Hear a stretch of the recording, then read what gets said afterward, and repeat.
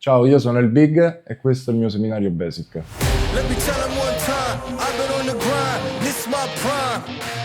In questo corso andremo a vedere insieme i vari passi che faccio per realizzare un volto di donna in stile black and grey.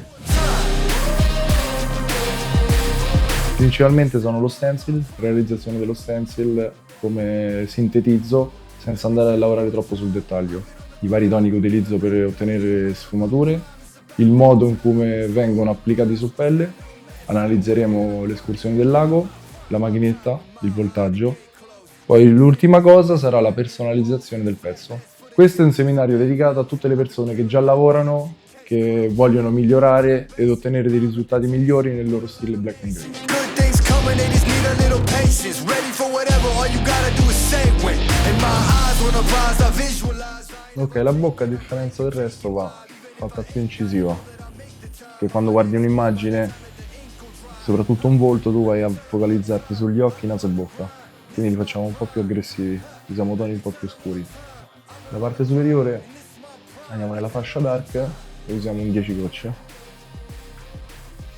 Andiamo a saturare completamente la parte. Sempre un movimento a pendolo, dove andremo a spingere di più nelle parti più scure, quindi la macchinetta spingerà la parte questa qua sotto di più e sopra andiamo in uscita e alleggeriamo la mano, la pressione della mano.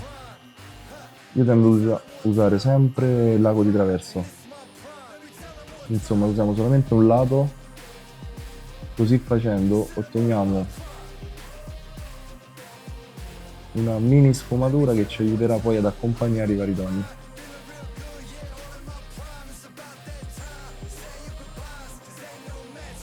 Qui vedete che è più intensa, la parte in uscita è molto più chiara.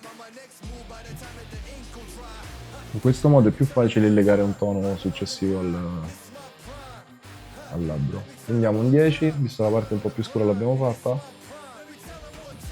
e ritorniamo su.